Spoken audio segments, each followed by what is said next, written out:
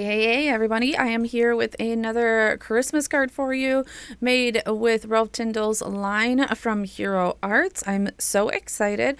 This is a little bit of a spinoff of the last one, but it is going to be a 5x5 card with a little pop-up surprise when you open it. So we of course are going to work with these amazing Rocket girls. I am loving them. I think I'm on, I don't know, like coloring these girls like 15 times at this point. I just made this card over again on my TikTok live. If you are not following me over there, definitely stop and do that. I will leave the link in the description below. And because we go live over there a lot, doing lots of different cards and tags and gift card holders. So follow me over there. Next, okay, so we're going to ink all of these in some Honey Bee ink that is playful with my alcohol markers. I have the Ohulu markers, so you're going to see those. There we go. My red combination is generally R8, R180, and R230, I believe is what it is. I think I will put the caps up here. I'm only going to color one set of these girls. Obviously, my last card, I've already colored them. I'm doing the same exact coloring. I'm not doing anything different. My last card, I did do a little bit something different with their little leotards, but this one I did not. So, like I said, I'm just going to do one. So we're definitely going to do the dark in R8. And we're just pretty much acting like the light is coming down over them and using those shadows to pull in, the outside and go lighter on the inside will give a little bit of depth of field. These images are so little, guys. Like the red part is probably the biggest part of all of these. And I probably should mention, you shouldn't be starting with the red. I do this all of the time. I think I just get excited for the red. But generally, we shouldn't be starting with the red because that will pull out. And I am going to go in pretty close to the red and use some grays. So generally, start with your grays, start with your skin tones, and do the red last. Just, don't do what I do what I say type thing. So I do this all the time. I don't know why. I constantly start with red and I'm like, I shouldn't be doing this. All right. So I am just using that light color just to go over them. They probably had just a little, they just need to be blended out a little bit. Now on the white parts of their costumes, leotards, whatever you want to call them, I am bringing in a little bit of the gray. And I think I'm using the CG Roman numeral 200 marker here. That's like just a mouthful, guys. And then blending that out, I think there is another gray in here, but I don't think I use it too much. Then you will notice that I skip over to my Spectrum Noir. These were my first alcohol markers that I ever got. And when I went over to Ohulu, I was really just looking for more colors. And a little bit broader of a spectrum of colors. Nothing against these markers. These markers were great. And honestly, for a white Caucasian skin tone, I love this fair, I think it's a fair skin blend. And so you will see me, because I don't have the skin tones of the Ohulus yet. So you will see me pull this marker out a ton when I need a skin tone, a light skin tone. I will use these markers, or use the Ohulu markers when I want to do a darker skin tone. So other than the skin, honestly, all the other parts of these girls are super little. I will zoom in here for you a little bit. I'm not sure why I didn't zoom in, but here we go. We'll zoom in, and so you can see that a little bit better. I pretty much am just using those three very sparingly, and then using my highlight the most to do the rest, because their arms are in the air, so obviously the light is going to hit those the most. All right, the other part of this that I am going to color, oh, their hair does stick out like an insy-wincy bit, guys. I'm telling you, by like little like dots of hair, pretty much is what happens. So, oh, and you're going to see my little guy coming in here with his little, oh no, I think he gave me his sucker to hold on to for a second or something. I don't know when I was doing this, so that's why you're seeing a sucker come in. Anyways, and I think I was using like Y9 for the hair. And then we're going to move right onto the tree. I am going to start, I am in the pretty early ages of my coloring journey with alcohol markers. So I have been watching a lot of people. And so I am just doing different techniques of coloring. And this one, I had just watched an Alberto video on coloring a tree, and I had seen that he had went in with his lightest marker and colored the whole tree. And so I really was like trying to learn from that. So you're going to see where normally I go in with my darkest and then go down to my lightest. But this time I am starting with my lightest just because this is a little bit bigger of a area. And so definitely more to work with. I think I started with my GY2. I'm kind of mad at myself for not putting that lid down. Hopefully it will come on screen here. I think it was my GY2. Oh gosh, it looks like GY2. Oh. Or 5, somewhere in that. Anyways, so I did the whole thing here. And then I'm going to go in with my darkest, which was G300, and go in with all underneath all of the garland that's on here, or the ribbon that's on here. And then underneath where the branches meet, I just followed the artist lines on those. And then where I felt there should be, you know, like where the end of the, where it peaks out on the side, I would go through and I would make a small like shadow there also, because obviously there's going to be a layer of tree right there. So I hope that makes sense. So yeah, so that's what I'm going through here and doing. This is just something really you have to practice and think about where like two lines meet is a good way of doing that, and so that you know where there's shadow. Next up is my midtone, and we are going in with GY8. So that pretty much lets me know that it is probably a GY5, I believe, is what I did. Bringing in that GY just definitely enhances the highlight, makes that highlight nice and bright. And that's pretty much what I wanted. So I was pretty happy with the way that this one came out.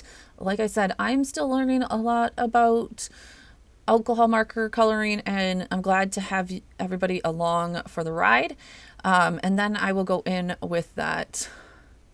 Yep, it's a GY5. I was right. That GY5, and go over all of that again just to blend that all out. But it definitely does keep that nice highlight in there for you guys. Now, I wasn't too worried about getting into those ribbon or the bows. It's definitely hard. Again, it's a bigger space, but those ribbons are so small. And to get in the middle of them was pretty hard because I knew I was doing them in red.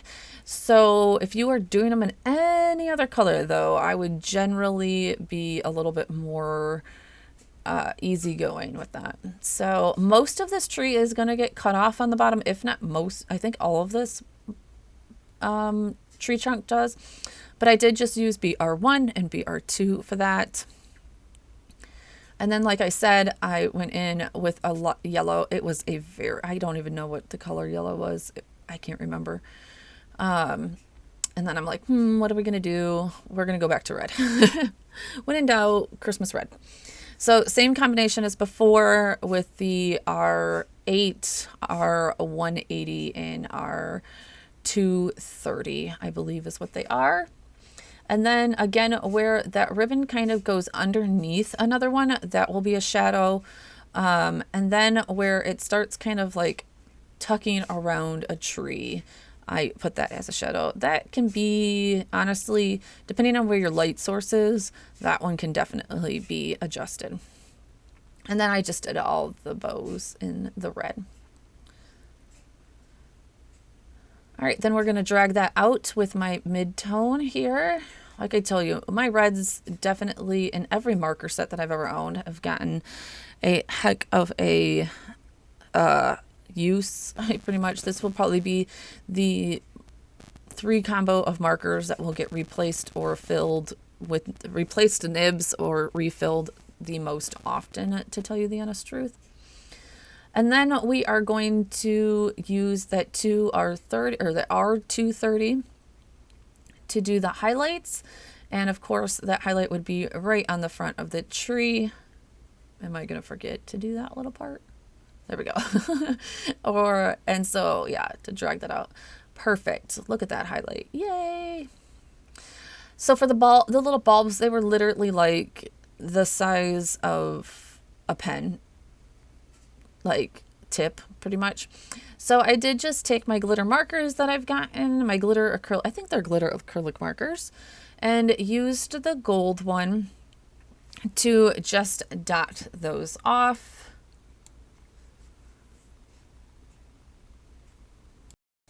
All right, and now we're going to start making the actual card base. So this is the white that will be on the inside. I did cut this down to 4 3/4 by 9 3/4. Yes, I believe it's going to be 9 3/4. 9 3/4, so that I would have about 1/8 of an inch all the way around the red cardstock that you're going to see here. I then did go in and I was like, oh shoot, what is my math? I have to do my math on this. And I ended up scoring at 4, I think, 3/4. Let's see here. I think it's 4 3/4. You can see that I'm definitely like double thinking. Yep, 4 3/4. And do that. I think I did have a little bit of an overhang, which I end up just snapping, just cut off. It is okay. These are handmade cards, not perfect. Yeah, see, I have a little bit of a hangover. It's all good. It was probably going to be that way regardless, just because I was off on, like, it was a different measurement. So, inside of the card. So then here's where the pop-up comes from. So you will want to keep the card folded. And then you will, here I am contemplating life again, probably trying to figure out measurements again. And find the center of this card. So this card, like I said, was 4 3/4, and I believe the center ends up being like 2 3/8. I believe. I mean, get it pretty close, okay? It doesn't have to be exactly. Yeah, it looks like it was 3 3/8 right there. It doesn't have to be exact. And then you will go a 1/2 inch out on each side of that line and cut into the paper. Cut into both sides of the paper. You'll see me here. I think I end up going out to 1.5 inches. Looks actually, I only went out to like 1 1/4 inches. Yep, up an inch. Yep, 1 1/4 inches. So I went out 1 1/4 inches. And what you're going to do is open this up, push that through, guide it through, and then just close your card, and it will fold on itself. Now, I am using pretty thick cardstock. I think this is 100-pound weight cardstock. And so I do want to take my bone folder and just reinforce those lines, but there you go. There is the pop-up on that one. So that's going to be my front. And then I'm going to go and do the other 2 sides here. I'm just looking to make sure everything fits. Yep, here we go. We're going to chop. Oh, at first I don't chop off the trunk. I end up having to chop it off because it ends up being too tall and it would be outside of the card if I did it. Okay. All right, so let's bring back in our trimmer. One of these Friscar trimmers that you can kind of see works the best.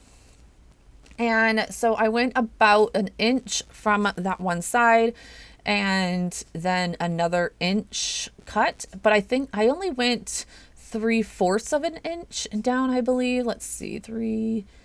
Yes, 3/4 of an inch for this cut so that they wouldn't stick out as far and you would get that kind of drop back of your pop-up right there. Super easy way to do these type of pop-ups. It came together so quickly, and like I said, these just bend right over. There you go. And you want to crease that with your bone folder, push that through, bend it, and there you go. And now you have your pop-ups. I will then adhere this on to a deep red cardstock.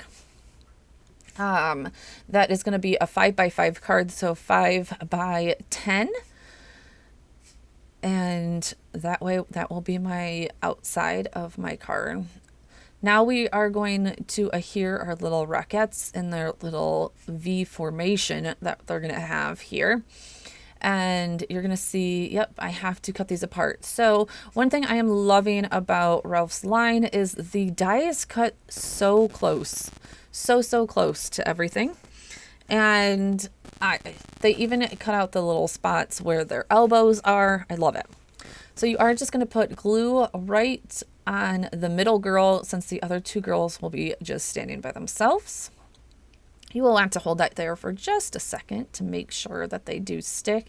That Barely Arts glue dries pretty quickly, but it does give a little bit of a give time. So you do want to just hold it there for a second.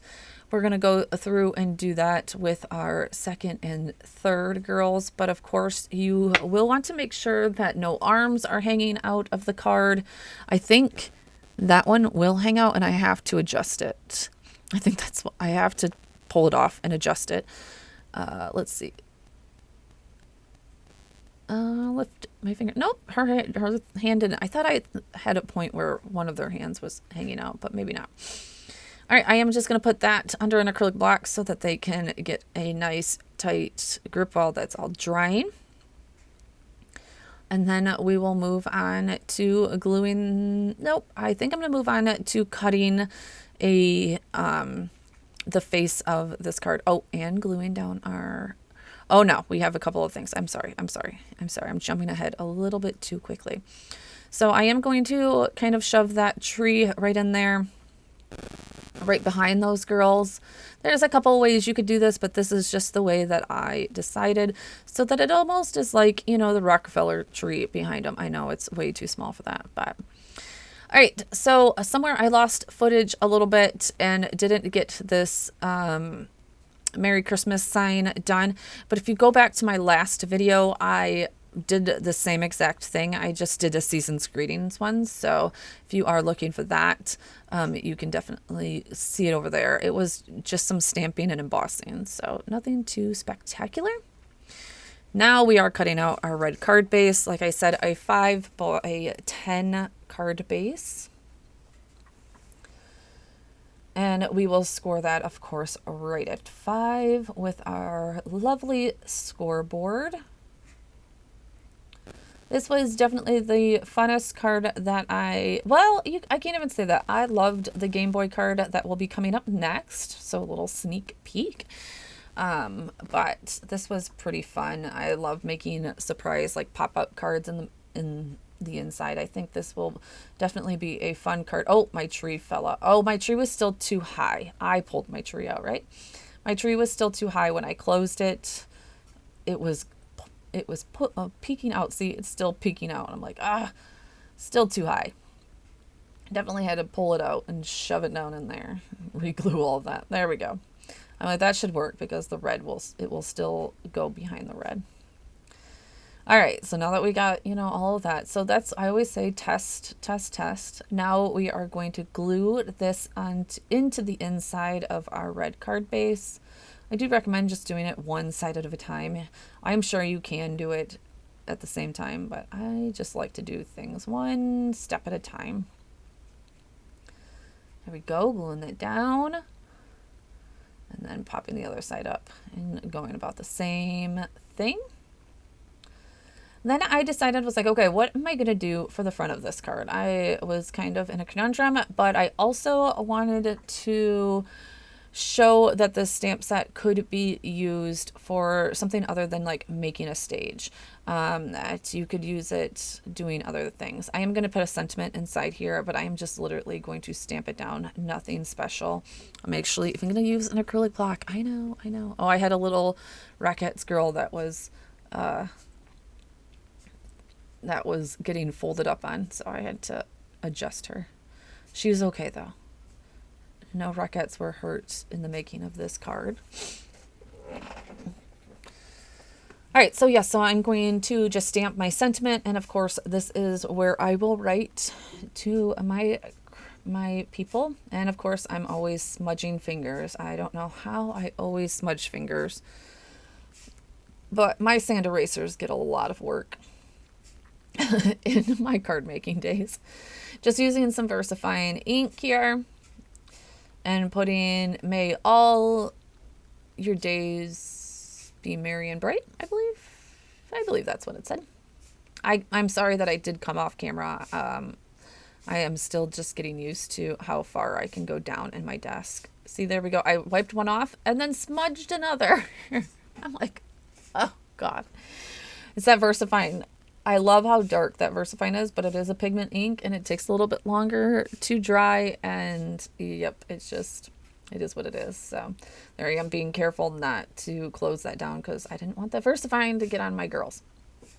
All right, so we are just cutting down another card to, I believe, 4 3/4 by 4 3/4, because obviously it is a square, and we are going to make our own pattern paper per se. I am going to use the wreath from this stamp set, and I am just going to stamp all over with some Versamark, which is your clear embossing ink. And I am going to emboss with gold. I thought that this was so pretty and so shiny and all of the things. You don't have to use your Misty. You don't have to use anything. You could literally just do this with a acrylic block on your desk. But I do like that the waffle mat will keep your paper steady, first of all. Second of all, it does give a little give to... It essentially lets your stamp a little better. And what I'm going to do is I'm going to start straight in the middle and then work out from there. So the main thing that you want to do when you're making a pattern paper such is you do want your stamps to go off of the page. That gives the illusion that the pattern goes on and on and on. It doesn't just stop right there. So I kind of made like a honeycomb and then went off the page there, and then I realized like, oh, I don't have enough room on that side. One thing I didn't realize is that this wreath does actually have a top and a bottom, pretty much. Whoops, didn't even think about it. You cannot notice it. It's like I have some bells that are upside down. It's okay. I'm not going to, redo the whole thing because of that. But as you can see, I'm doing the very edges where there would be just a little bit of the wreath hanging off, and that just definitely makes it all come together. We're going to take that out of our Misty and put this on some pattern paper because I did not have any more coffee filters for some oddball reason. I must have gotten rid of all of them and use that as my tray. Don't do this either. Like, there's so much static sometimes. But I did do anti-static on this paper before I started all this. I think I just cut that part out. Anti-static powder is your best friend. And I definitely need some more gold embossing powder because, as you can see, I ran out before I could cover all of that. So here I am going back for a second time. I'm like, oop, let me clean up here a little bit. And then using your handy dandy reverse tweezers to hold that, and let's let the magic happen here. Do you want to get your heat gun nice and hot so that just starts going over? I will go from front to back, but I am moving my heat gun pretty, as you can see right there. I'm moving that heat gun around as much as possible, and then I'll focus on a spot and then I'll move it around, and then I'll focus on a spot and move it around. Other than that, there isn't too much more to this card. You will see that I will put a sentiment also on the front, which I think just makes the card. Obviously you already did the inside of this card, so this card did take a little bit longer than normal. On top of it, I did, alcohol coloring. I've done pop-ups. I've done heat embossing. As you can see, it's not perfect, but that's okay. It's really okay. Now, if you want a little bit more perfect, cut your paper bigger than what you are going to use. So I did not do that. I just cut it down to the size. You can cut your paper bigger and then use the part of the paper that you like the most from your heat embossing. And then that way you don't have to like technically go off the edge. You will cut the edge pretty much. So that is one way to, pick the paper that you're most happiest with. But I'm okay with imperfections. So all right, so I'm just going to take a scrap piece of that red paper, put wishing you a sparkling holiday season. I love this sentiment. I wish it was like a smidgen bigger because I would use this on a lot of my cards. But it's perfect for an inside of the card too. So you'll probably see this in a lot of my Christmas cards here coming up. This time we are white embossing because I just want that to pop off of that red. As you can see, embossing powder is sticking to that plaid. Don't do that. And heat gun is pretty hot at this point still, so this is going to come together real quick. You're going to see like, whoom, it goes together real quick. There we go. Done. I was like, whoo, that was quick. When that heat gun is hot, that embossing powder goes pretty quick. We're going to use one of the matching dies. Every stamp in that set has a die to it, which is so fantastic. I'm not fussy cutting anything. And cuts so close together. I'm also going to cut about 2 or 3 of these out so that I can pop it up just a little bit, give it a little bit of dimension on that. And yeah, pretty much we'll put this, I was going to put it right in the middle of the card, but I figured that I liked it a little bit better at the bottom of the card. So there we go, all cut out. Wait for that embossing to, that embossing powder to cool before you send it through your die cutting machine though. Because that's a catastrophe and it will smear if you do not wait. It takes only a few seconds for it to cool. So, all right, there was the extras and I will glue all of those together. All right, guys, so that is pretty much going to wrap up this card. Let me know what you thought about it. Let me know what you're thinking about Ralph's new line. I am loving it. I still have so much to play with. I still have the Game Boy card coming up, so be on the lookout for that one.